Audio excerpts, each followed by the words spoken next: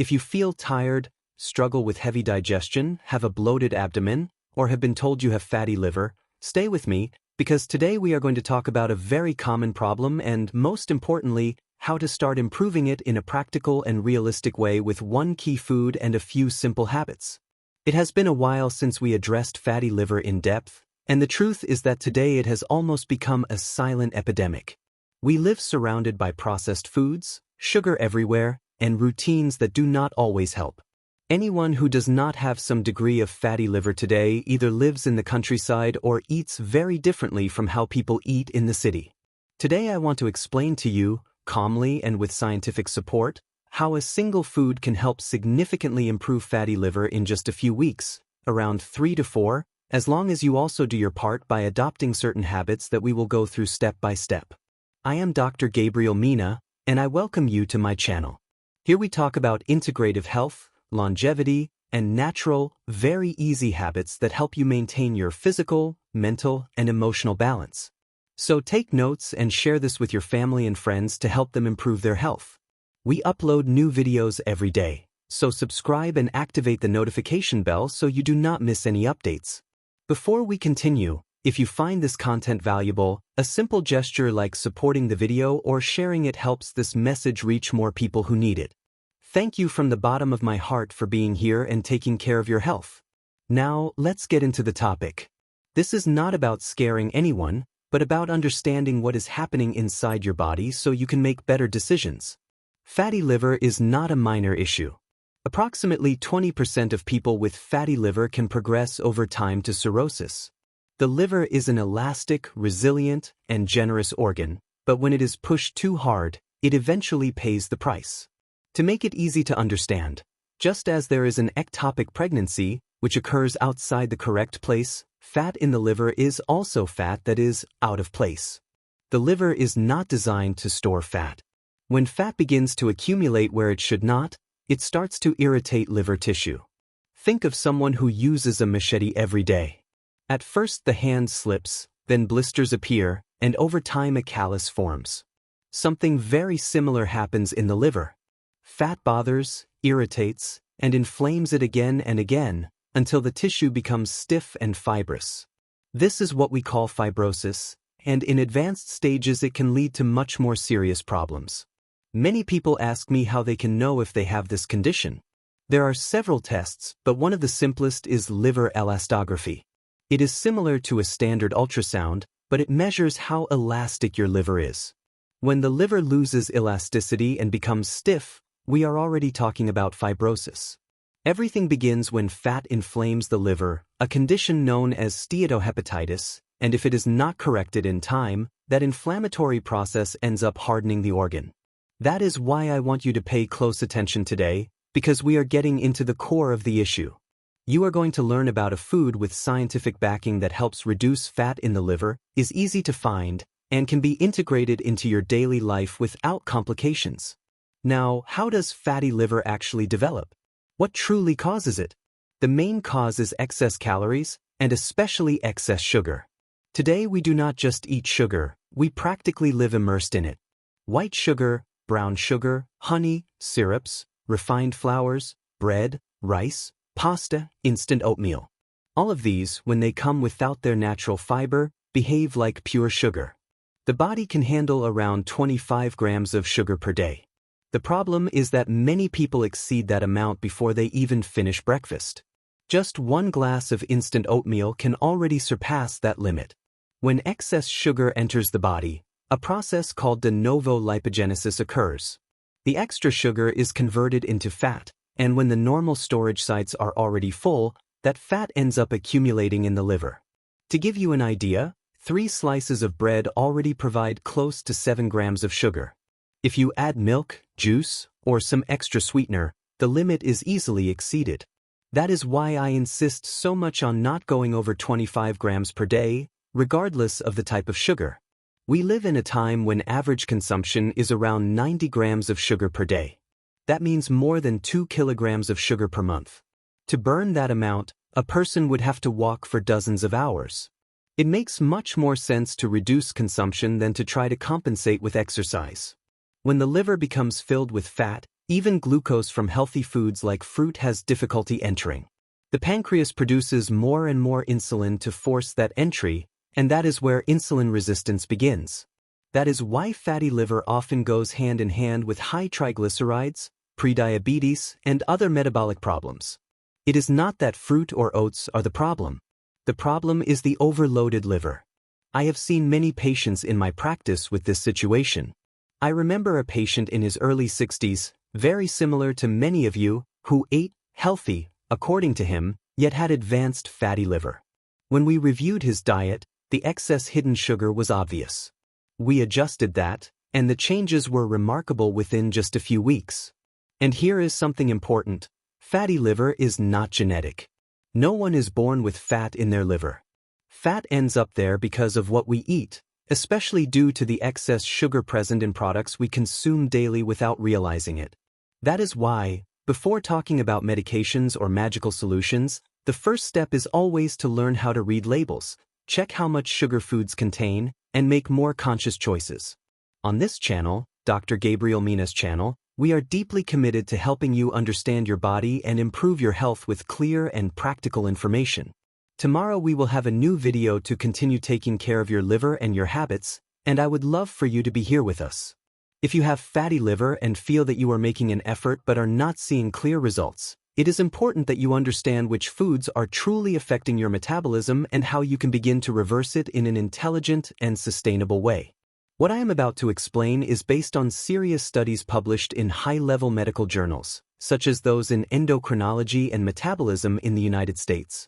We are not talking about opinions, but about solid scientific evidence. Something that surprises many people is that it is not only sugar that raises insulin. It has been clearly shown that certain fats, especially saturated fats, can increase insulin production almost to the same level as sugar. When insulin stays high constantly, the liver suffers. In comparative studies, it was observed that while a diet low in saturated fats helped improve metabolic response, a diet high in fats caused fasting insulin levels to increase. On the other hand, when whole, unrefined carbohydrates were prioritized, metabolism responded much better. Here I want to clarify something important that I am always asked in my practice. If you are going to use stevia or dates to replace sugar, make sure it is pure stevia. The label should say only stevia.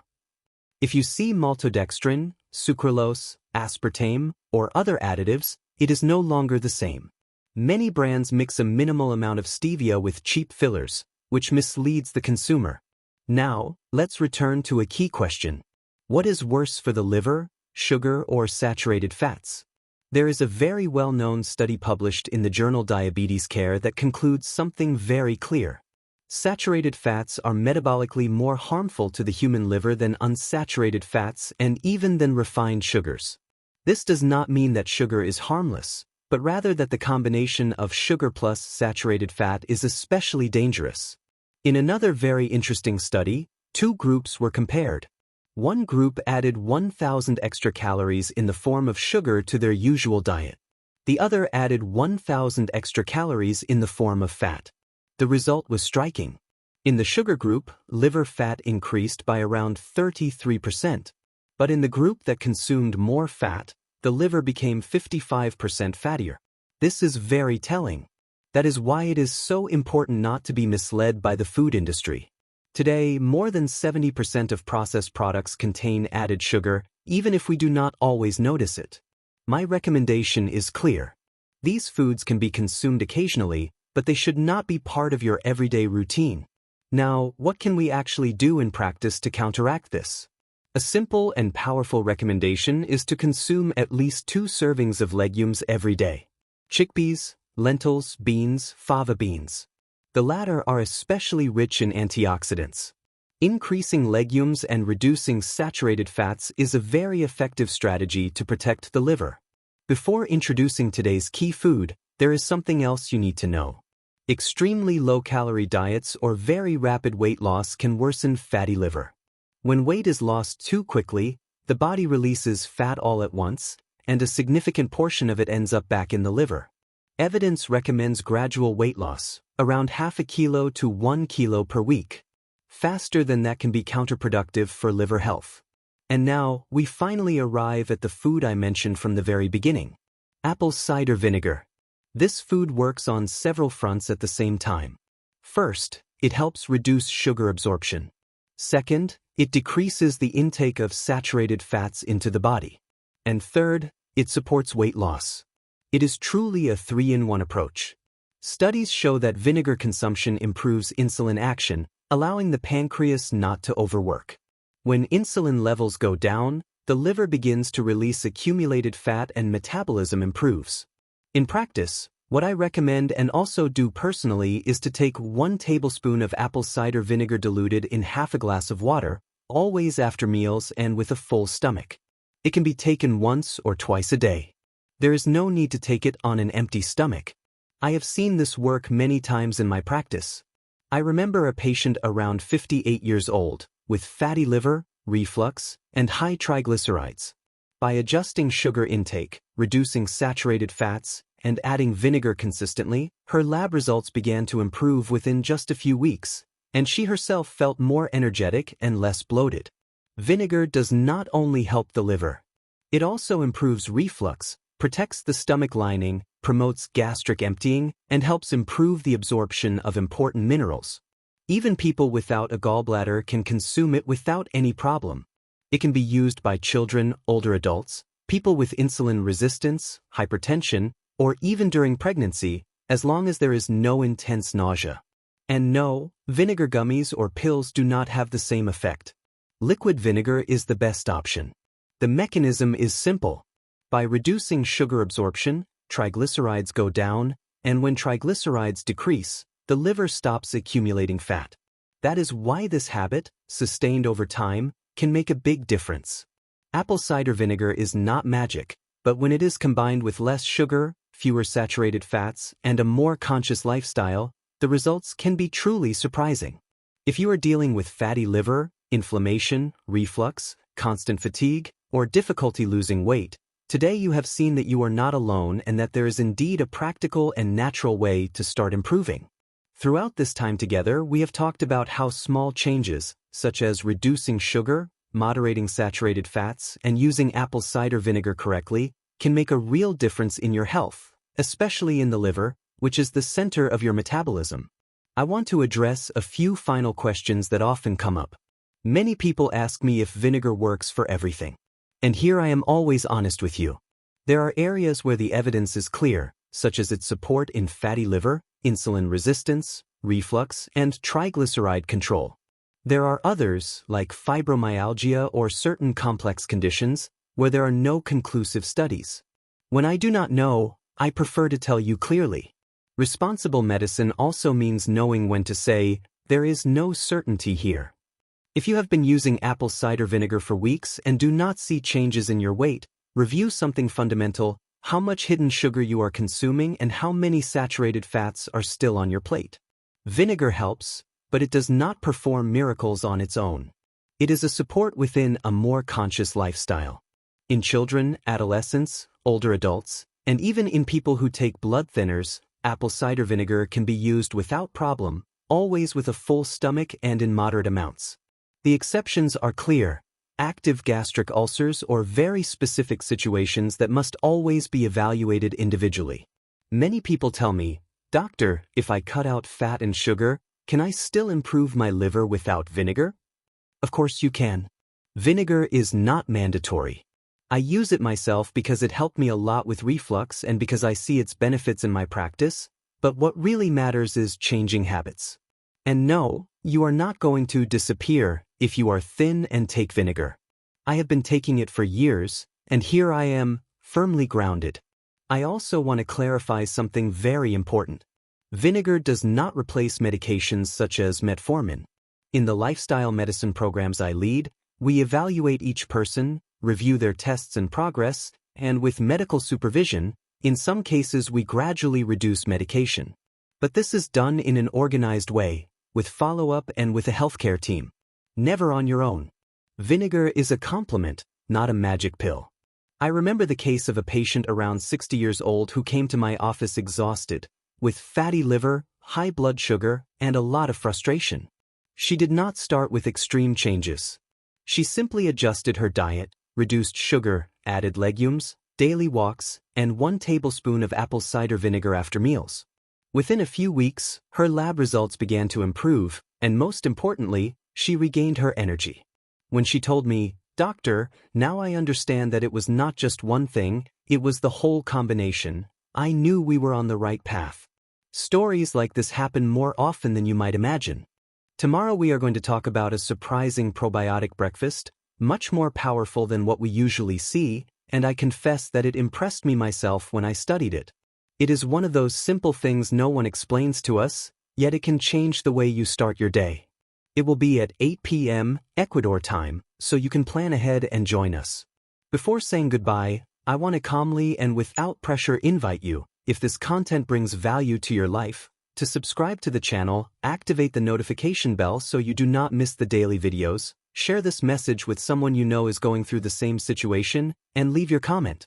Reading them and knowing that you are there helps us continue creating useful and close content for you. I also want to pause for something important. Take a moment to thank God for your life, for your body that is still responding, for the opportunity to learn and to improve your health step by step. Not every day do we have the chance to stop, reflect, and make changes. Gratitude also heals. On Dr. Gabriel Mena's channel, we are truly happy to accompany you, to help you understand your body, and to build healthier habits without fear or extremes. Tomorrow there will be a new video, created with you, your well-being, and your peace of mind in mind. Here you are not a number, you are a person who matters to us. I look forward to seeing you tomorrow so we can continue walking together toward better health.